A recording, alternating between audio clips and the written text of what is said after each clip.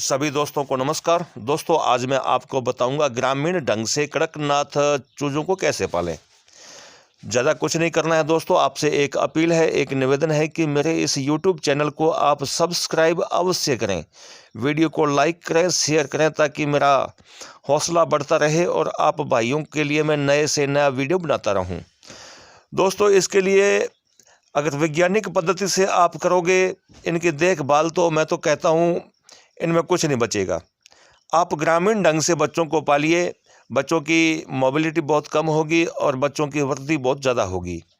ये देखिए, आप सभी भाइयों से मैं निवेदन करना चाहूँगा कि जब ये मैं बच्चे लेकर आया था तो इनकी एज थी मात्र 1 दिन, और आज तकरीबन 1.5 महीने के ये हो चुके हैं। और 1 दिन का मैं लेके आया था, आज लगभग 1.5 महीना हो चुका है। मैं 30 बच्चे लाया था और 30 बच्चों में से केवल 10 बच्चे ख़त्म हुए हैं। अभी मेरे पास ये 20 बच्चे हैं। वो 10 भी कैसे ख़त्म हुए हैं कि हमारे एक छोटी सी गुड़िया है, वो जब इन बच्चों को हम छोड़ते हैं तो वो इनके पीछे भागती है और पैरों के नीचे आ जाते हैं। 2-3 उस गुड़िया ने ख़त्म कर दिए और 2-3 और कोई बड़े जो व्यक्ति हैं उनके पाँव के नीचे आके ख़त्म हुए हैं। बाकी बीमारी से ये बच्चे ख़त्म नहीं होते हैं। तो और इनके जो खाने पीने का जो है वो पहले भी मैंने बताया था, आज मैं फिर बता दूं कि आपको कोई आवश्यकता नहीं है इनको फीड देने की, इनको बाज़ार से कुछ ला के देने की। जो घर में आपके माल है वो बचा हुआ जो है वो आप इनको मिक्स करके दें तो ये बहुत बढ़िया इनमें बढ़ोतरी होती है। जैसे सभी घरों में गेहूँ मिल जाती है, मक्का मिल जाता है, बाजरा मिल जाता है, और अनाज के तौर पर देखा जाए तो थोड़ी बहुत दाल जो मूंगी की होती है, मूंग दाल, इन सब को आप समान मात्रा में लेकर आप मिक्सी में जो ग्राइंडर है उसमें आप पीस लें और इनको समय समय पे दिन में 3 दफ़ा, सुबह, दोपहर, शाम, आप वो इनको दें तो ये बहुत ही बढ़िया चाव से उसको खाते हैं। और साथ ही साथ दोस्तों कहना चाहूँगा कि आप इनको हरा चारा वो अवश्य दें, क्योंकि जो हरी पत्तियाँ होती है उनमें विटामिन और जो सभी जो इनके खाने की जो पूर्ति होती है वो इन हरी पत्तियों से होती है। बड़े चाव के साथ ये खाते हैं। तो दिन में 2 दफ़ा मैं इनको हरी पत्ती भी डालता हूँ और बड़े ही चाव के साथ ये खाते हैं।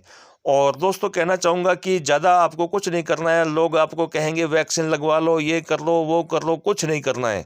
कोई आवश्यकता नहीं है वैक्सीन की, कोई आवश्यकता नहीं है कोई दवाई देने की। बस नियमित रूप से आप इनको खाना पानी जो चुग्गा है वो आप नियमित रूप से देते रहें और बच्चों का ध्यान रखें, क्योंकि बच्चों के पाँव के नीचे आके ये ख़त्म हो जाते हैं। बड़ों के पाँव के नीचे भी आ जाते हैं, बच्चों के पाँव के नीचे भी ये आ जाते हैं।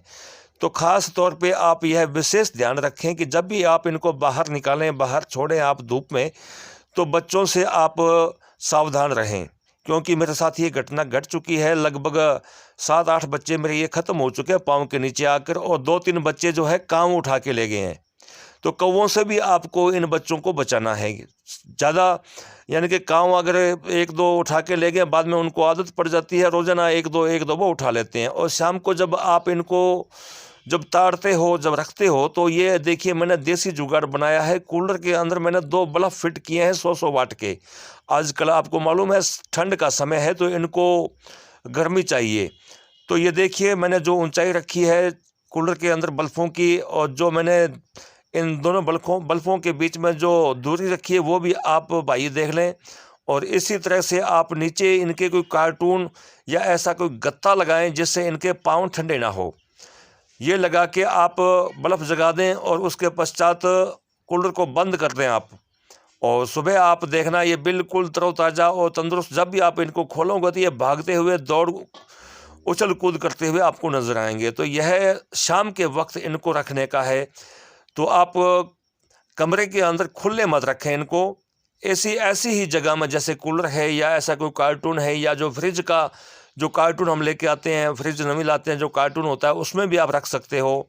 कूलर का कार्टून आता है उसमें भी आप रख सकते हो। नहीं तो सबसे बेस्ट तरीका यही है कूलर वाला, बीच में बल्ब लगा के दो और इनको शाम के वक्त रखें। इनको कोई परेशानी या कोई भी इनको ठंड वगैरह ऐसी नहीं लगेगी।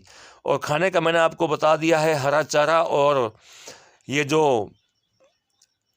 मूंग की दाल है और गेहूं है, और इसमें अगर आप चावल की टोकरी मिक्स करो वो भी इनके लिए बहुत ही फ़ायदेमंद है। और चना है, दाल है और मक्का है, इन सभी को मिलाकर आप मिक्स कर लें और जैसे दलिया होता है उस हिसाब से आप इसको पीस कर रखें और इनको दिन में 3 दफ़ा आप खिलाएं।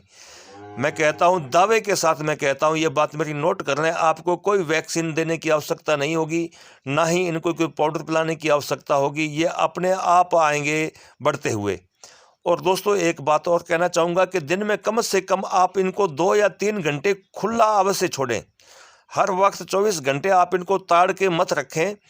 आप जैसे इनको खुला छोड़ोगे तो ये भागेंगे, फिरेंगे, उछलेंगे, पंख फड़फड़ाएंगे अपने, और इनकी जो है वर्जिश जो है वो होती रहेगी।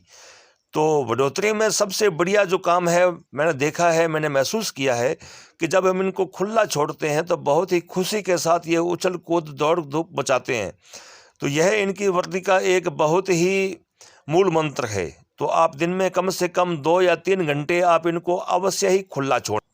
तो दोस्तों आपसे एक बार पुनः कहना चाहूँगा कि आपको ज़्यादा दौड़ धूप करने की कोई आवश्यकता नहीं है। अगर आप किसी डॉक्टर से पूछोगे तो वो आपको कहेगा फलाने दिन इसको ये वैक्सीन दो, फलाने दिन इसको ये पाउडर दो, फलाने दिन इसको ये दो, कभी इसके आँख में डालो।